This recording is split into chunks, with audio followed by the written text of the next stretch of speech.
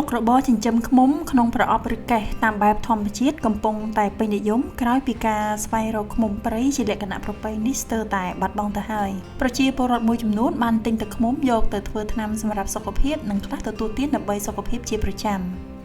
បាទខ្ញុំបាទឈ្មោះសឿនអិតហើយជាម្ចាស់កសិដ្ឋាននិងក្រុមហ៊ុនទឹកដមផ្កាខ្មែរដែលយើងមានការចិញ្ចឹមឃ្មុំហើយនឹងបែងចែកទឹកឃ្មុំទៅលើទីផ្សារអ្វីដែលជំរុញខ្លាំងគឺថាដោយសារយើងមានចិត្តស្រឡាញ់ឃ្មុំហើយវានៅពេលដែលវាបានទៅធ្វើការជាមួយនឹងផ្កាដើម្បីផលិតទឹកឲ្យយើងគឺពេលតែមួយដែលវាកំពុងតែជួយដំណាំហើយការដែលវាជួយដំណាំហើយវាក៏បានបង្កើតជាទឹកដើម្បីយើងអាចប្រើប្រាស់ឲ្យមានអត្ថប្រយោជន៍ច្រើនសម្រាប់សុខភាពមនុស្សយើងសម្រាប់ខ្ញុំកាលនោះខ្ញុំចាប់ផ្ដើមជាមួយនឹងទុន$3,000ឃ្មុំនេះយើងក៏ថែទាំដែរមិនមែនថាมันធ្វើអីជាមួយវាសោះព្រោះអីគាត់ថាវាមិនផ្ដល់ការរំខានស្អុយដូចជាប្រភេទសត្វផ្សេងទៀតដោយយើងគ្រាន់តែសម្អាតរបៀបសម្អាតចៃហើយថែទាំឧទាហរណ៍ប្រសិនបើរដូវដែលរុក្ខជាតិអត់មានផ្កាគ្រប់ការតិចពេកយើងចាំបាច់ត្រូវតែមានបច្ចេកទេសជួយវាដើម្បីឲ្យវានៅបន្តរស់ហើយពងកូនបន្តទៀតតាមពិតការបំលាស់ទីមិនមែនថាស្រួលសម្រាប់យើងប្រហែលជារឿងដែលលំបាកសម្រាប់អ្នកចិញ្ចឹមឃ្មុំក៏ប៉ុន្តែចាំបាច់យើងត្រូវតែធ្វើវា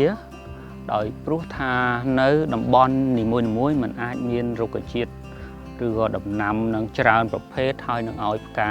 ពេញមួយឆ្នាំនោះទេយើងមានតំបន់ចែកតំបន់ផ្សេងគ្នាតំបន់ខ្លះគេមានដំណាំប្រភេទគោផ្កានៅក្នុងខែ12ដំណាំចន្ទីឬក៏កៅស៊ូទុរេនឲ្យផលពីខែ4ខែ3ខែ4ទៅការប្រមូលផលចេញពីកសិដ្ឋានជាទូទៅយើងប្រើធុងអ៊ីណុកតាមຂະຫນាតវាចាប់ពីបកងរហូតដល់20បកងដាក់ម្ដង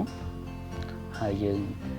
ជាគម្របដែលឃ្មុំវាបិទជាមួយនឹងបកងក្បាលទឹកវាហ្នឹងវាបិទហើយយើងរាប់ថាទឹកឃ្មុំយើងដល់ពេលវេលាអាចប្រមូលផលបាន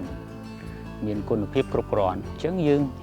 យកកាំបិតមុតស្អាតមកចិតវាចេញហើយដាក់ចូលក្នុងធុងអ៊ីណុកយើងបវល់ទៅទឹកឃ្មុំរបស់យើងនឹងជះចេញមកក្រុមហ៊ុនយើងមានការលក់បន្តទាំងប្រភេទទឹកឃ្មុំឆៅនិងទឹកឃ្មុំដែលឆ្លងកាត់ការសម្អាតដោយម៉ាស៊ីនអញ្ចឹងពីហ្នឹងយើងមានជម្រើសសម្រាប់ភ្ញៀវយើងហើយភ្ញៀវខ្លះគាត់ទទួលយកទៅលក់បន្តហើយភ្ញៀវខ្លះជាអតិថិជនចុងក្រោយគាត់យកទៅប្រើបាទចំពោះអាជីវកម្មឃ្មុំក៏ដូចជាអាជីវកម្មឬក៏ការចិញ្ចឹមសត្វឬក៏ដាំដំណាំអីផ្សេងដែរគឺតែងតែមានហានិភ័យមានផលលំបាករបស់វាហើយផលលំបាករបស់ឃ្មុំវារហ័សគឺថាហានិភ័យវារហ័សប្រែប្រួលរហ័សវាអាចនឹងធ្វើឲ្យឃ្មុំយើងថយលឿនដោយសារនៅតំបន់នឹងជុំវិញដែលយើងដាក់ហ្នឹងមានការប្រើប្រាស់ថ្នាំពុលយើងថែទាំយើងសម្អាតយើងមើលពីកំហាប់ទឹកតើពេលណាដែលយើងអាចយកប្រមូលផលទឹកបាន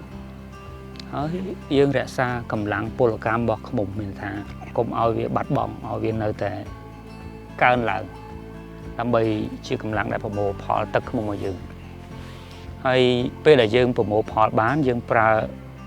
វិធីសាស្ត្រនៃការប្រមូលផលរបស់យើងមានឧបករណ៍ដែលថាយើងល្វីទៅវាជះទឹកមកយើងមិនចាំបាច់ប្រើប្រាស់សម្ភារៈបុរាណណាមួយដែលធ្វើឲ្យប៉ះពាល់ដល់គុណភាពទឹកឃ្មុំយើងបងប្អូនជាកសិករដែលស្រឡាញ់ការងារហ្នឹងសំខាន់យើងត្រូវមានចិត្តហើយបន្ទាប់មកទៀតយើងត្រូវតែអត់ធ្មត់ដែរព្រោះវា នឹងមានផលលំបាកច្រើន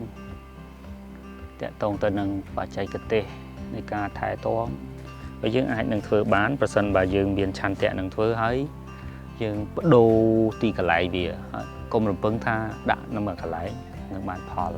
ព្រោះត្រាតែយើងមានដីធំមានចំការចម្រុះច្រើននឹងទើបយើងអាចធ្វើយ៉ាងបាន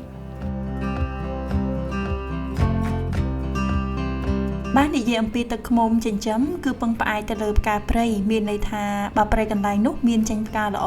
យើងក៏អាចប្រមូលផលបានល្អដែរការចិញ្ចឹមឃ្មុំធម្មជាតិគឺតែងតែប្រមូលបានពីព្រៃធម្មជាតិដែរចន្លោះអំពីខែធ្នូដល់ខែមេសាដែលជាពេលវេលាទឹកឃ្មុំល្អបំផុតហើយនឹងមានគុណភាពពីកម្មវិធីបំណិនជីវិតសូមអរគុណសូមជម្រាបលា